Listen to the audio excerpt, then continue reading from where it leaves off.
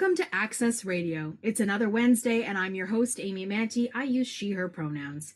You're listening to Co-op Radio CFRO 100.5 FM. If you happen to be listening to us using our live stream, you are accessing on www.coopradio.org. Access Radio is broadcasting to you from the traditional and stolen territories of the Squamish, Musqueam, and Tsleil-Waututh First Nations.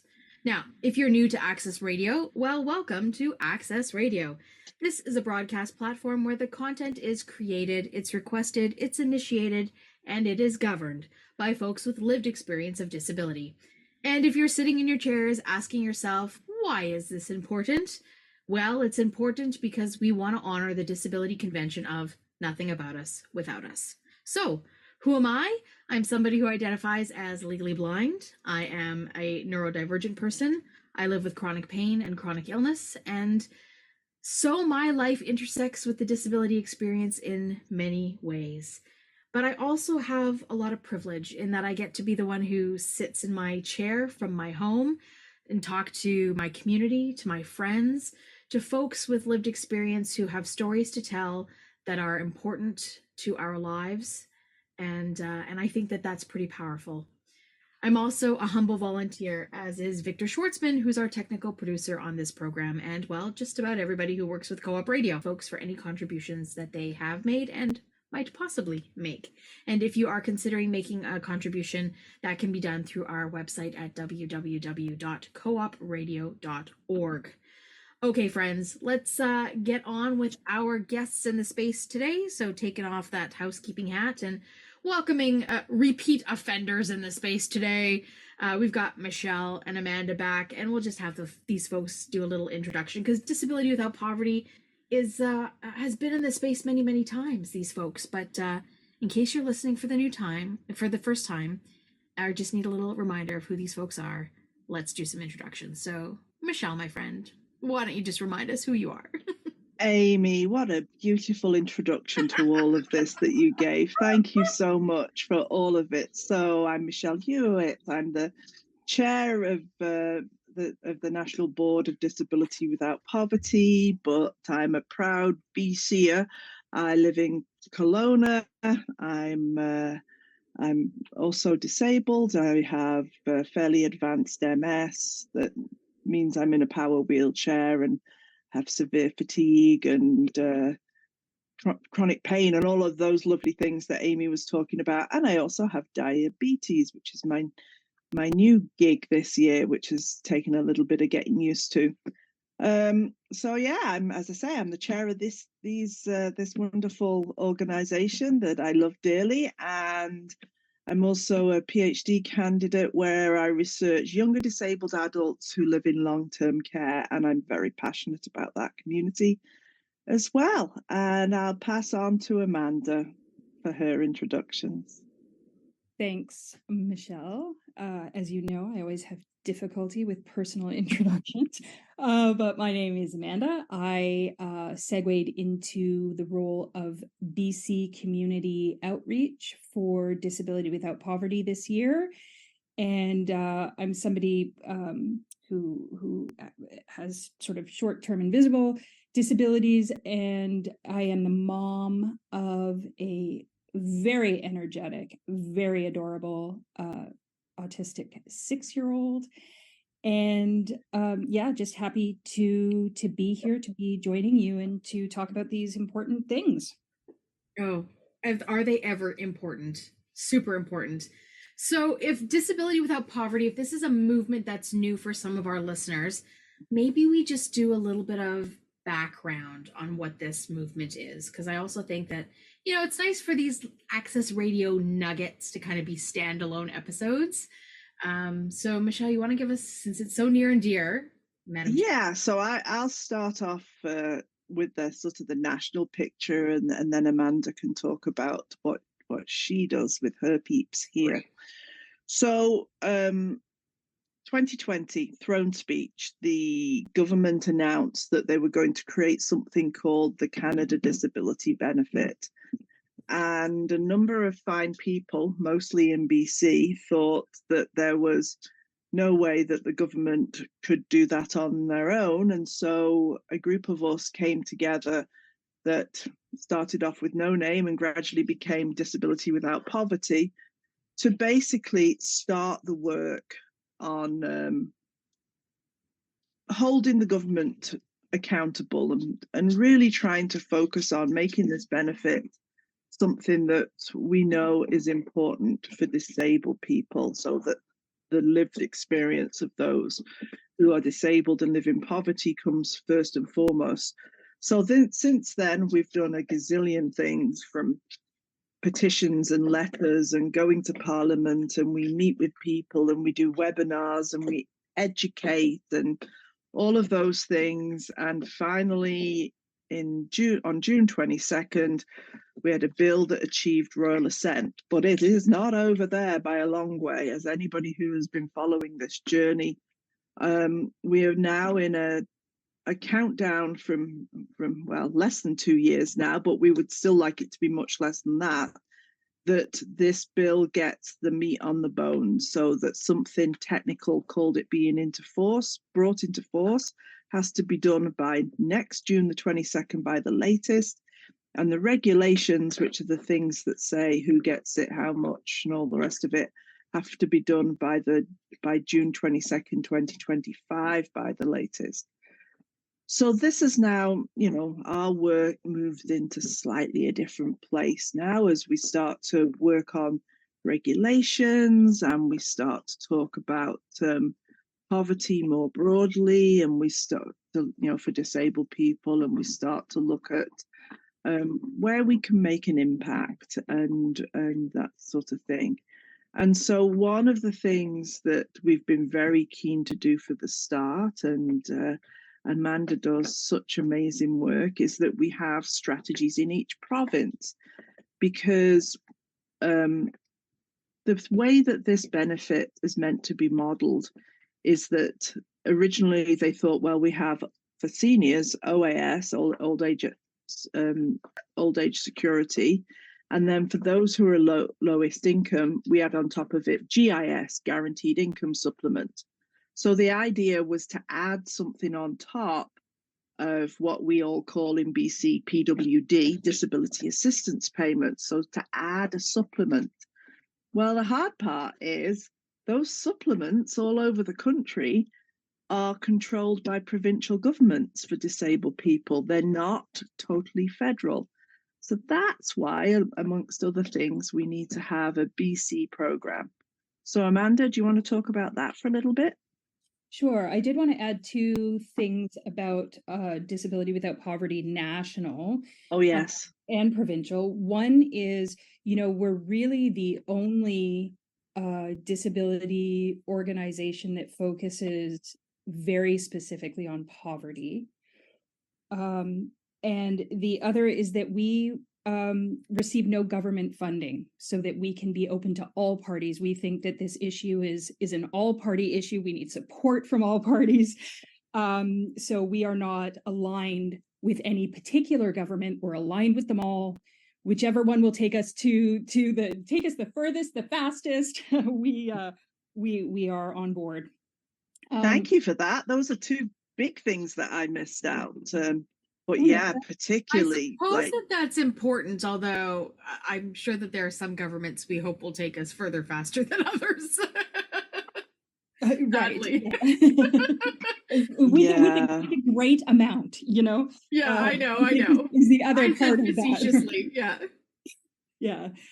So what's becoming really important now, and the reason that I sort of moved, I still kind of dabble in both national and provincial, but the reason that I've really moved to a provincial focus is because although this is a federal benefit that will be coming out, it has to integrate into each province, as Michelle sort of intimated. So so there are some things that the provincial government can't control, like whether the benefit is individualized or means tested against the family. That will have to come from federal. But things like eligibility, provincial eligibility criteria, whether it's going to get clawed back in any way from PWD or other things that people are on.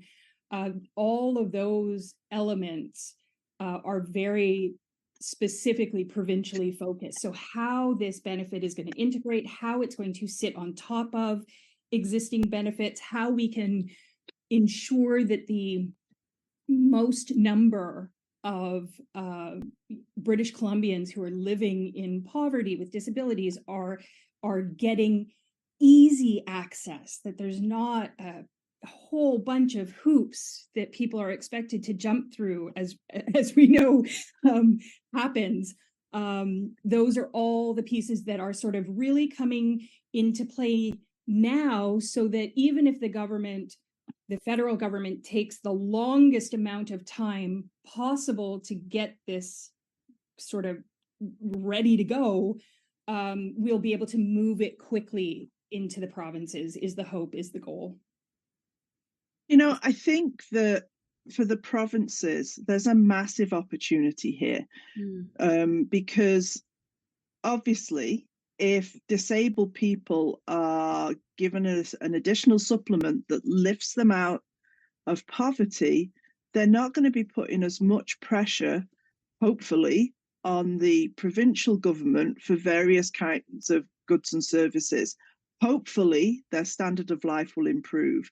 They will be more healthy because they will be able to eat better and, live in more secure housing and get better access to even the over-the-counter meds that they need, right? Because we hear from people that missing out on their treatments is so huge.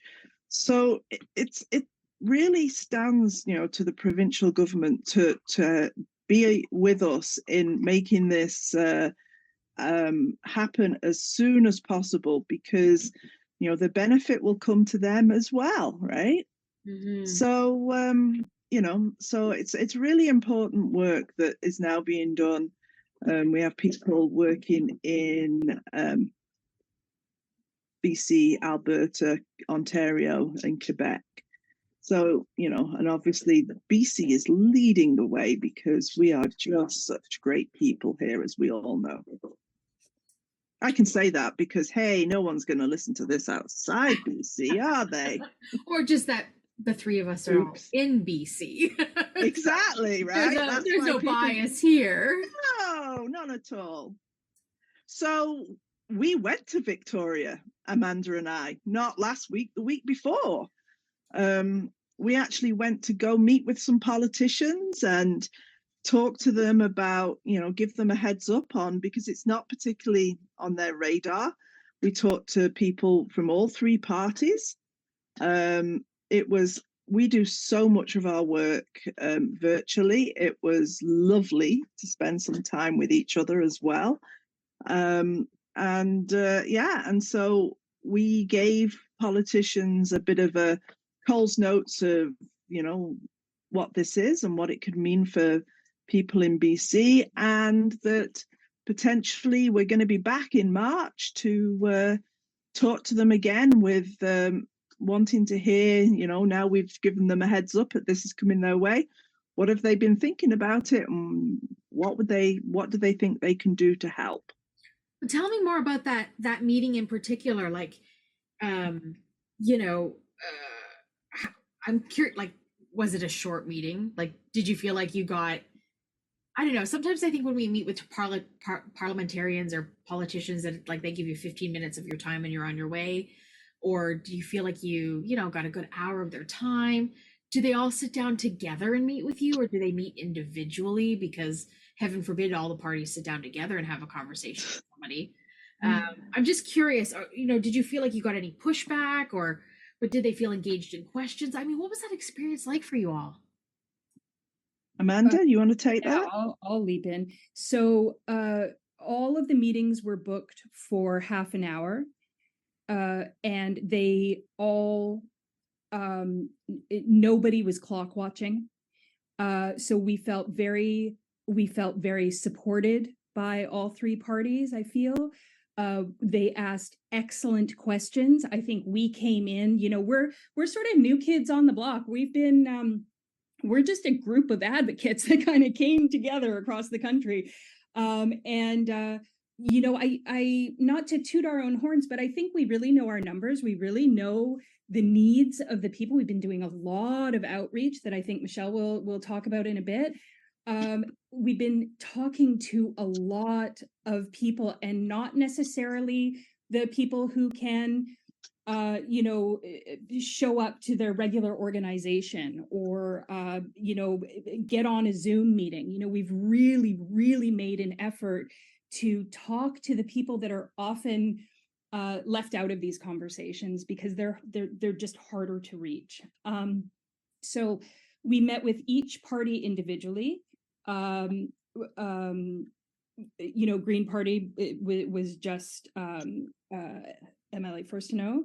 BC United, there was a handful of people in the room, and same with the NDP. We were very lucky to have the minister and the parliamentary secretary on accessibility, and a few others in the room. And I feel again that they were responsive, they were open, they were happy to meet with us. And I think that they really listened to what we were talking about. We came in with one general sort of ask for this meeting because it was really just an introductory meeting. And that ask is eligibility. How can we get more people in BC eligible for the benefit? And they all sort of said, we can't wait for you to come back again in March. So that was, I think we walked away feeling very well supported by all parties. Was that your feeling, Michelle? Oh, completely. I agree with you.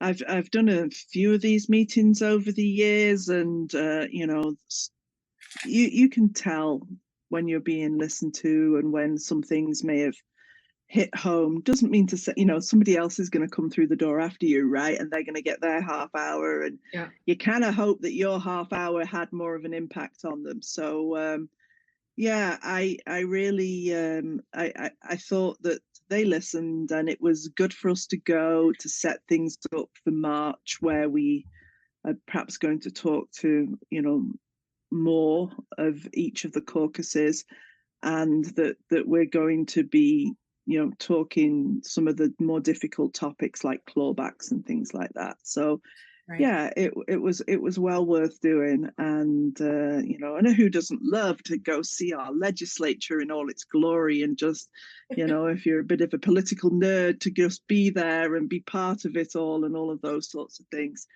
So yeah, I thought it was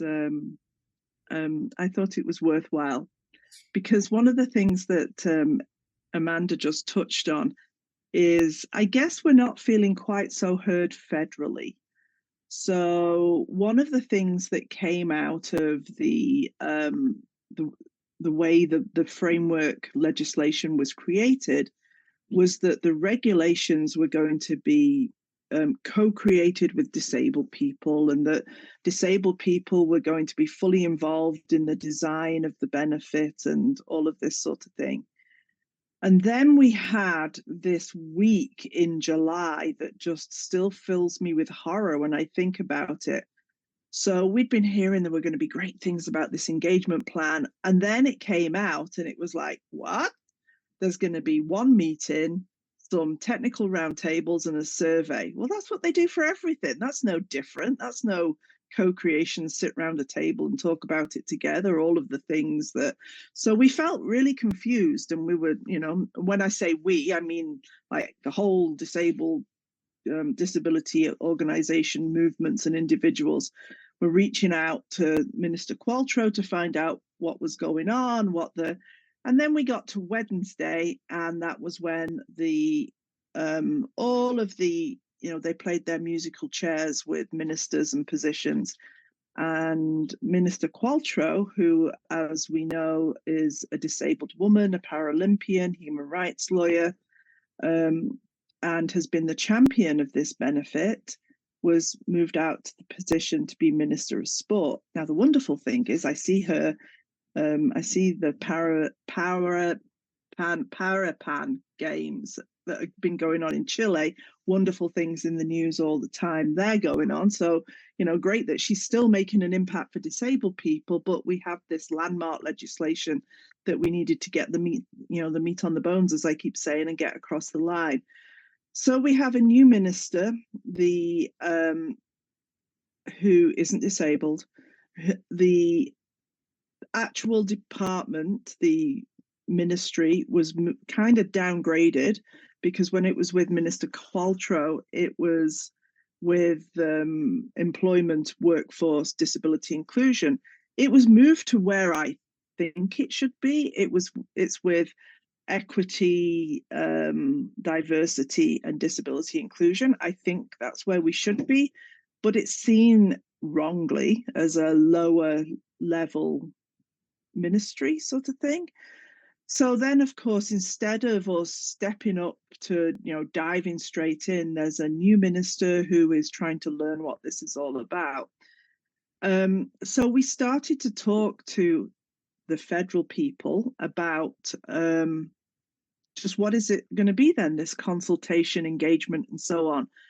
And we were kind of told, well, we've already done it, because there was a thing called DAP, Disability Inclusion Action Plan, and we took part in that, and it was never set up as that was going to be the consultation. It was something else. And Amanda has heard me say this many times. In the report, there is this page 32, and the people who wrote the report are very good friends of ours, and they list very clearly the people that they couldn't reach and why.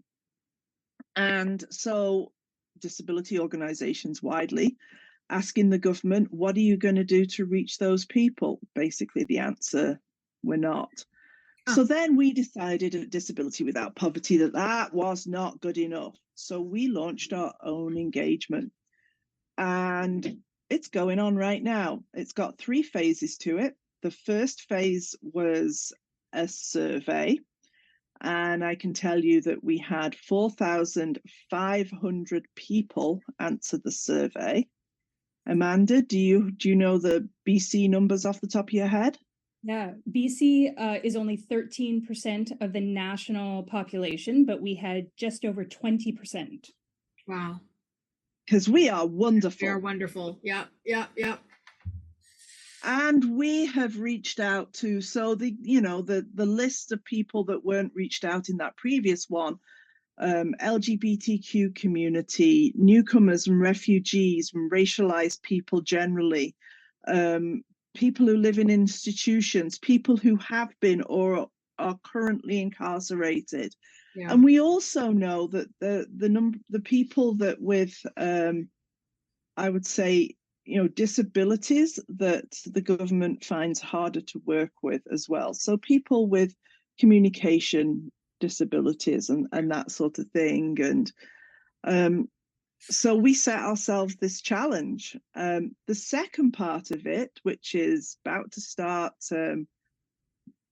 around now, and will be done by the time that this goes out, is that we have 100, I forget what they're called, Amanda, field agents or something like that, field team members, I don't know, super sleuths. Anyway, these people are going to conduct interviews with 2 or 3, so there will be a maximum of 4 people in a group, like a conversation just like this one. Yeah. But it's all going to be focused on some prompts about the Canada Disability Benefit, who should be eligible. And one of the important things that has come up has been the cost of disability. So what is it that it costs us to be disabled that doesn't cost someone that's not disabled? And, and it's not that simple, as we know. It's systemic, right? It's, you heard me say at the start that I'm newly diabetic, and one of the interesting pieces of research I heard at UBCO was that people with type 2 diabetes that live in poverty and have to use the food bank because, of course, typically our food bank, boxes are not diabetic friendly, high on processed foods and carbs, right?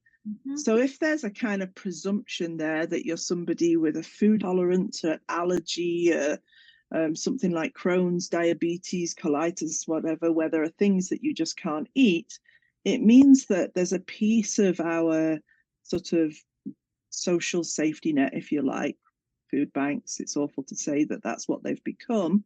Yep. The wonderful people that work and volunteer there, that disabled people, they have to find a way to get themselves there and back with the box, and they may not be able to eat all of the food that it contains. And that's just one small example of how it's not just as simple as saying food, right? It's really how food happens when you live in poverty. I wouldn't be able to eat anything, I don't think, in a box. I'm a type 1 diabetic. Oh, you are? Oh, there you go. Yeah, but I also have... We're the diabetes crew here. Yeah, I know. Welcome to the club. But I also have something called gastroparesis, which is... Oh, yeah, me too, from my MS. Yeah. Very complicated digestive condition, as you know. And so there's a whole bunch of things that I cannot eat. Yeah. My gastroparesis put me in the hospital in July for a whole week. I threw up every 20 minutes for a week. There we go. So, if I was in that position, I would not, so I drink a lot of broth because I'm resisting the feeding tube. I'm resisting it. Good for you. I'm resisting it. I'm not there yet. So you're further along than I am. So yeah. Good for you. Anyway, so there you go. I mean, I totally understand the cost of disability, and it, when we examine that, it's part of this for me is the cost of disability. Like, I'm looking at this from an equity perspective, right? Like, everybody is talking about this idea of equality versus equity, right? So, we all have the right to food, but where's the equity piece in that? Absolutely, it costs Amy. us more when we have a disability, or the restrictions in place are different when we have a disability, or, all of those pieces. So,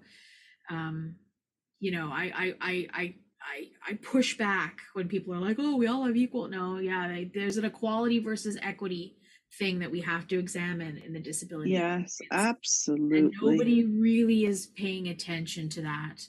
And I will say the same thing versus, this is a bit of a tangent, but I had this conversation just this morning and yesterday in a space talking about how very much more impacted I am by the everyday ableism that I experienced, because there was a time, even just last year, where I could compartmentalize better in my life when I experienced everyday ableism, whether it was microaggressive language or, like I just said, being in a hospital and saying, okay, how do I get back to the waiting room? After having an MRI, I had an MRI just a couple of days ago, and I had my white cane, and I said, now how do I get back to where I change into this lovely hospital gown back into my own clothes? And they said, oh, just follow the green arrows on the floor.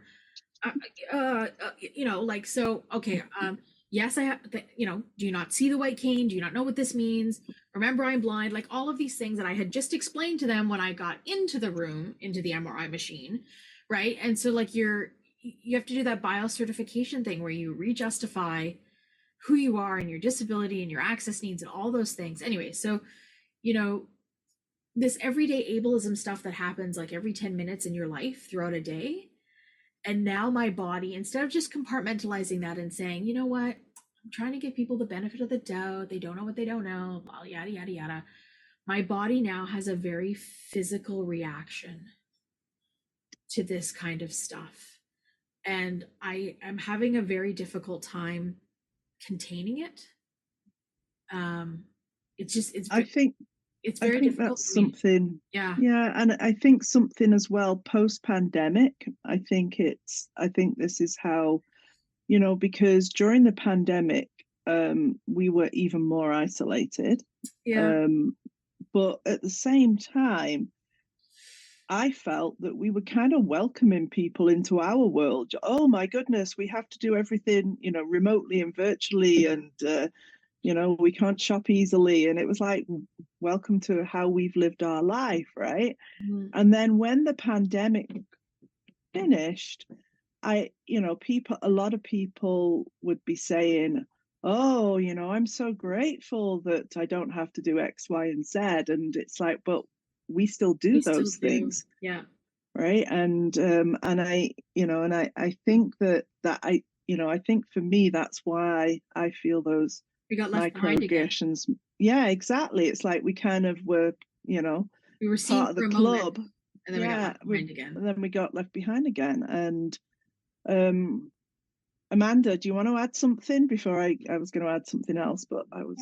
I was just going to say, I think it's also, you know, when the container gets full and there's Yes. no way to, you know, release it down, then where you're already starting from on a daily basis is 80-90% full. So it doesn't take a lot for those moments to just trigger that kind of stress response, or that kind of, you know, like you say, inability to be able to just go, okay, I'm going to breathe, I'm going to forgive this person, I'm going to teach them, even though it's not my job to teach them, but I'm just going to go through it again.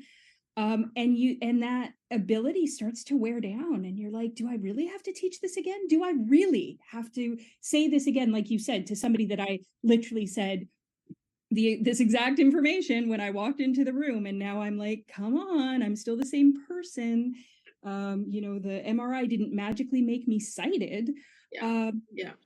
I think it's really hard. It's hard to find that level of I kind of want to say compassion for others, because you're just at the top of the container.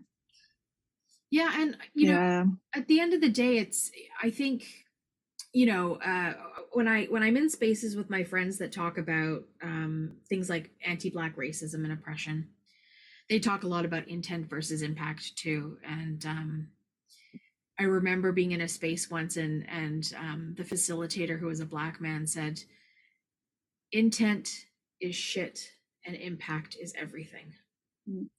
And I thought, that's so interesting, because in the disability community, we're still like, okay, we'll give them the benefit of the doubt. And now I'm starting to be like, you know what? Intent is shit and impact is everything. Because I'm starting to see more people in our community literally crumble under the weight of everyday ableism. Because like, you know, it happens over and over, and not everybody has the capacity to be able to take that. And it comes in different forms, right? Like, you know, sometimes it feels really extreme and overt, and sometimes it's not. Sometimes it's insidious, and sometimes it's not. It depends on who's delivering it, and, you know, whatever. But it does, you know, at the end of the day, sometimes I come home and I'm like, well, the world has just told me 1,000 times today that I'm really a piece of crap, and now I'm really feeling that internalized ableism. And it's really hard to, like, dig yourself out of that hole sometimes. And like, I'm trained to dig myself out of that hole. I'm trained to educate. I'm trained to do the work of teaching others and being their teaching moment. And still I find myself, you know, feeling that sort of physical response. And I think, oh geez, how are others handling this weight when they don't have that sort of skill set to be able to compartmentalize and set that aside and say, okay, I'll just breathe in this moment, right? Yeah, so sometimes you just gotta also, you know, there also comes a point where, sorry for cutting you off, Amy. I think there also comes a point where ignorance becomes inexcusable. And I don't mean ignorance being stupidity. I mean ignorance of just not knowing. And, you know, like, or refusal to, like, you know, jump on board and learn something new. Yeah. Because that's also a thing. That's so insidious when you try and educate and you get the pushback. Like, well, why? Well, you know, why can't I do this? Why can't I say that? You know, why can't I ask you these questions? Anyways, I digress. No, it's an excellent digression, because before we came to record this, and I knowing that we were, you know, doing this in advance of recording, in advance of IDPD, International Day for Persons with Disabilities, from the UN, that, you know, Amy, I know you may be broadcasting this close to that date. I thought, because every year the UN has a theme for it, and I thought I should just check what the theme is before we come on. And it really hit me. The theme is United in Action to Rescue and Achieve the Sustainable Development Goals for, with, and by persons with disabilities. To rescue the Sustainable Development Goals. That's what the UN is saying that we're currently having to have to do, right? I just find that completely horrific that, you know, that's where we are, that we really have to look at this in those terms. And I everything you said, Amy, completely resonates. You know, I've just started with I don't want to kind of name and shame, but with a sort of another group here locally, and that education piece for people that should be like so much more informed and involved, and to understand a bit about allyship, even if they kind of get it wrong. Whereas, you know, it's being stuck back in the sort of that we should be these little meek people, and trying to explain to people, you know, what the social model of disability is and that kind of thing. And it's you know, and it is I mean, and we're all here, the three of us, because this is what we do, right? We educate and we inform and we reach out and we you know, we try not to be shocked by what we hear, but yeah, we're all sounding pretty tired by it all, right? Well, we're also humans, you know, we're also humans, and the impact is real, but the work is necessary and it's valuable, and there are people that are they're hopefully following in our footsteps to continue this work once we are no longer on this planet, because we need people to continue this work, right? But also we know that there are people in our communities that just don't have the spoons to be able to do the work or to advocate for themselves, or right. And so, like, who stands up for those people? Absolutely, right? And not only absolutely who stands up for them, but who is able to help recenter, to have those voices, even if they don't have the spoons or the ability to get up for themselves. Who has the ability to still make sure that those voices are centered?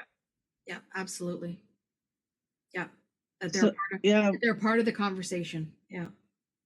Yeah, we're really trying hard to do that in our engagement, and it is hard work, because the reasons why those people's voices aren't centered is because nobody's asked them, or if they have asked them, they've decided, well, that all sounds like too much like hard work to meet the accessibility needs of that group of people, so we'll just move on to this more privileged group of disabled people who aren't necessarily the right people to be hearing from anyway, right? Have you found it difficult to reach out to Indigenous folks that live with disability? Yes and no, right? You know, we have some strong links going on, and you know, I one of the people that works for me as one of my Cecil care assistants is also somebody who lives with a disability, and was also randomly chosen to be one of the people to do the interviews. And so even just from her, I know that she's going to be interviewing queer Indigenous folk and that are disabled, and one of them is an elder that uses ASL, and we're also reaching out to Indigenous folk in Nunavut that use Inuit Sign Language. Like, they're a really small group. We're working really hard to try and make that happen, because, you know, talk about people who are never heard from. That's right. Yeah. So yeah, we really are, by going with people that we know and asking them to reach out to people they know,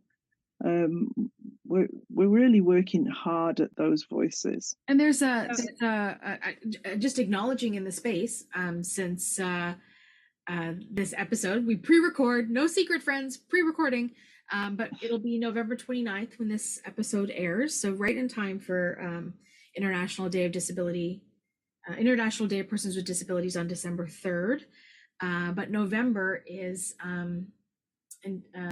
Indigenous Disability Awareness Month in November. It is.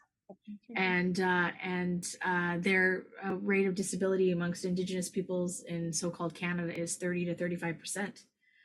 And our rate amongst non-Indigenous folks is around 25%. So their rate of disability is much higher in their communities for all sorts of reasons that, you know, we don't have time to talk about today, and we should have Indigenous folks to talk about in this space, of course. Absolutely. And also their rate of living in poverty for all kinds of reasons that, as you say, they should get to talk about in this space. But that is, you know, absolutely one of the things that I think is why it's so important for you all in terms of the outreach that you all are doing to make sure that these voices are captured, these stories, these issues, these important complexities are recognized.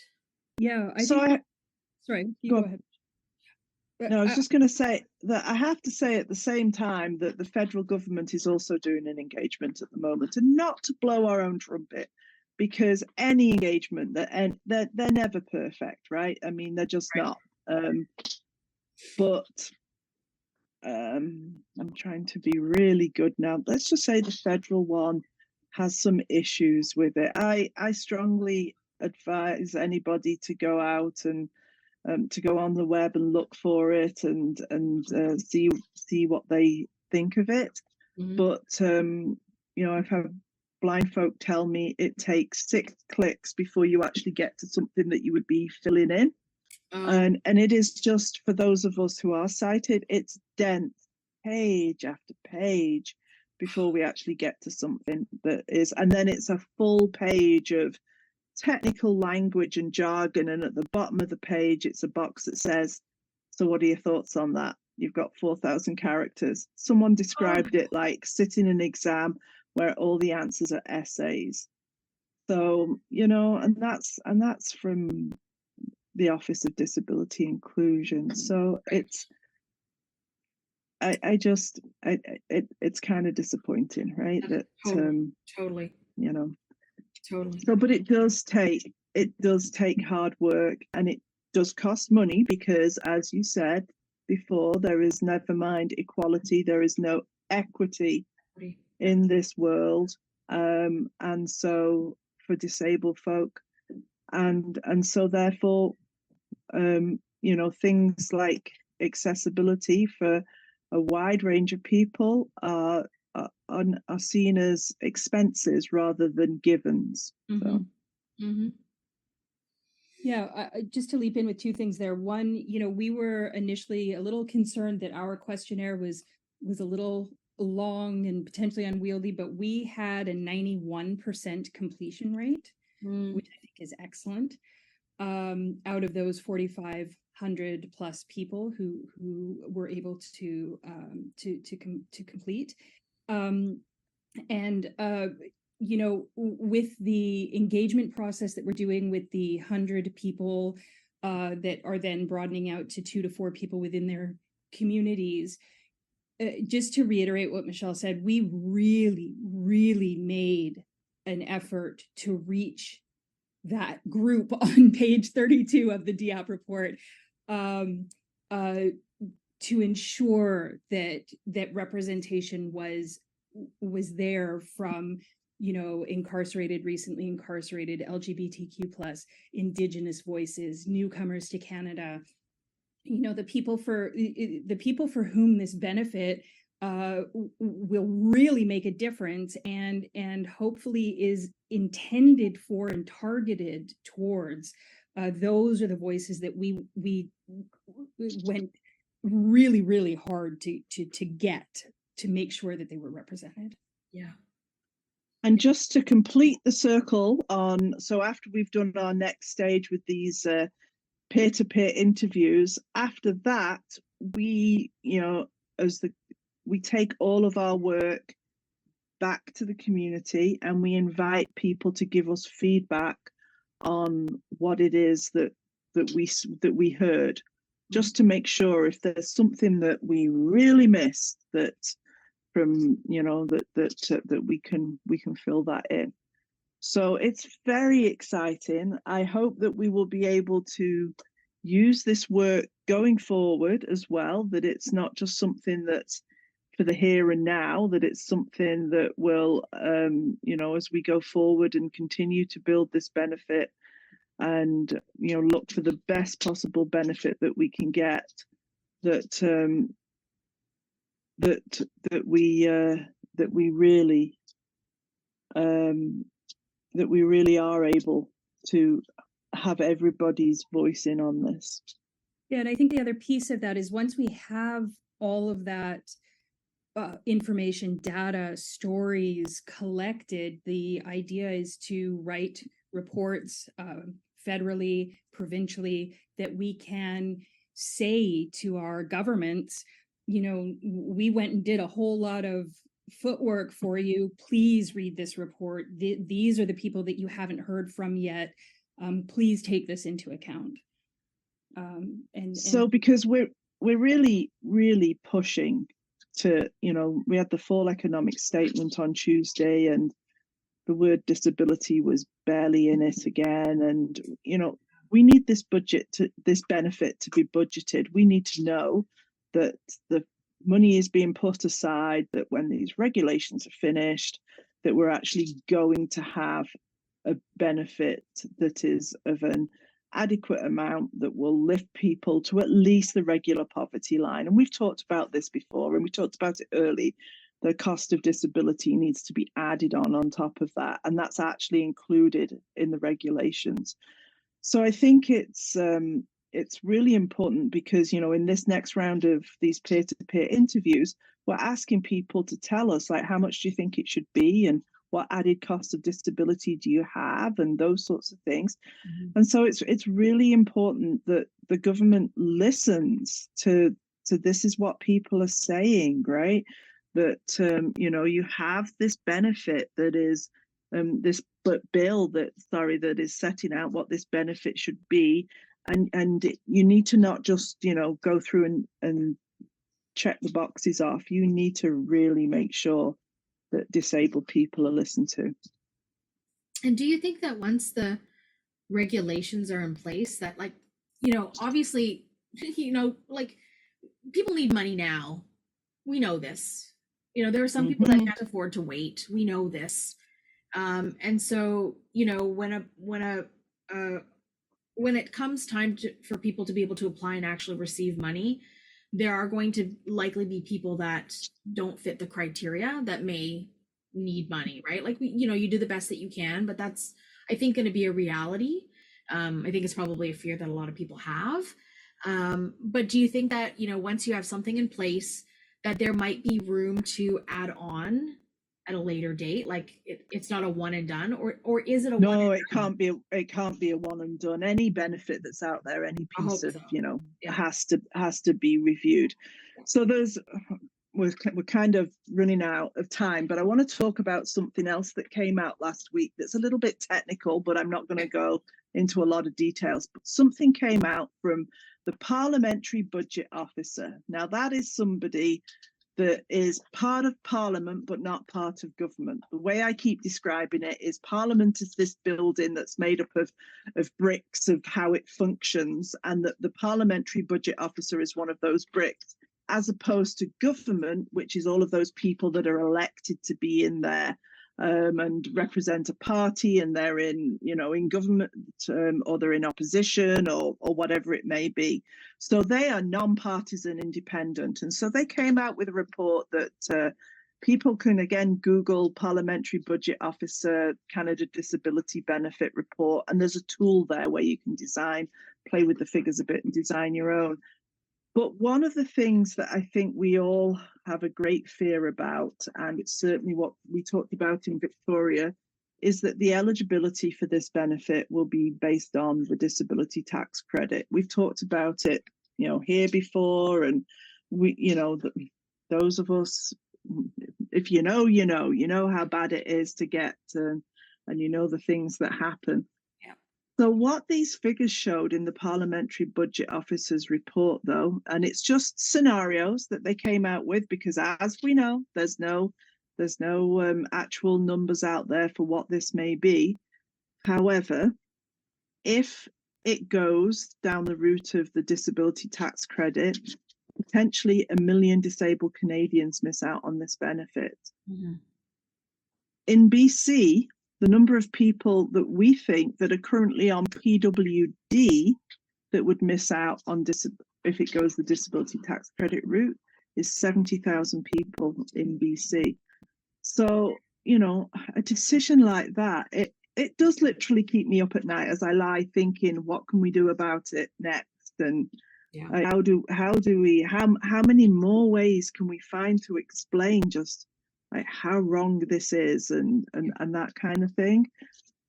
So, it's so worrying. It really is that we start off with a benefit that so few people that actually need it.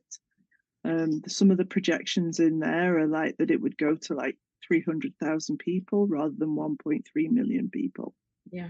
And that's I mean, I don't even have words for it. Heartbreaking doesn't even cover it. It's people's lives we're talking about. Absolutely. And just because you have a disability tax credit doesn't mean that you are somebody who's receiving benefits or below the poverty. Yeah. So there's already it's a tax credit. It's a tax credit. That's right. Like, So why would you want it? You could be earning $1 million a year and have a tax credit, right? Mm-hmm. And have a disability. Absolutely. So, it's not even an accurate representation of that. So no. So yeah, that's extremely worrying. Well, we got just a couple of minutes left, friends. Yeah.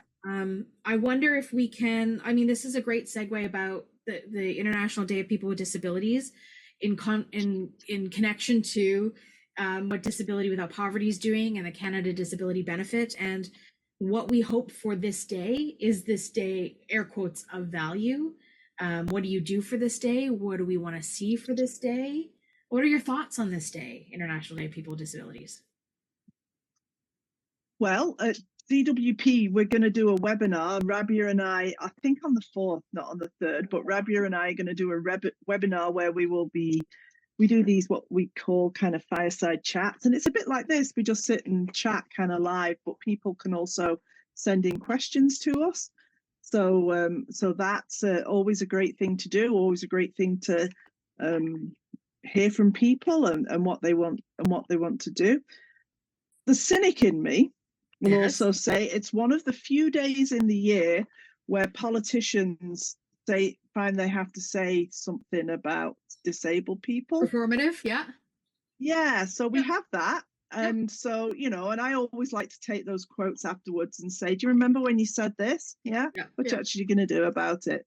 So, we have basically 2 days when it's like they save, well, the other's a week. This one's a day, where there's the one in May, June. Access Awareness Week. Yeah. Has that awful acronym, NOR. Sounds like a crow. National Access Awareness and Global Access Awareness. So we have this one and that one. And it's like they save all of their disability announcements to celebrate them on that day, as you say, performative. So my Christmas hope, my Christmas present from the government is that they decide to do that very technical, bring it into force thing that then kicks off the next year that we only have a year for regulations. So, if you're listening, Mr. Trudeau, and you'd like to give us all a Christmas present, that would be a good one. It's not a hard one. It just means we switch into a different clock, a different countdown. You may see some increase in voter turnout if he does something. Well, there's the whole other thing, because this is about to be an election issue, basically. Right. So it's time for disabled people to be loud and proud about all of this. Amanda, any quick thoughts in our last literally 60 seconds? Yeah. 2 quick thoughts. One is, if they can make that a day where they bring this law into force, that would cut close to 6 months off the timeline, which would be, really, really a good move forward. And the other thing is, as we've already said, a day. If you are a person who is living with a disability, it is not just a day, it is every day. That's right. And so, again, like, where's that line of saying, thank you for giving us a day? That's right. Yeah. Versus like, come and Where are the other 364 days? What do we do with exactly. those And days? the How do odds we of count for you those days? joining our club, Yeah. can happen at any time, That's given one event, and then maybe you'll understand what we're talking about. That's right. Yeah. All right, friends, where can folks find Disability Without Poverty if they want to follow you all, join the movement? disabilitywithoutpoverty.ca, and they can email us at hello@disabilitywithoutpoverty.ca. And if you are BC specific, just say, I want to talk to BC or Amanda, and that will find its way to me. That's really, really awesome stuff. I'm so excited about where this could potentially go. I know it's not perfect, but we're making purposeful, meaningful steps forward. And I think that that's important.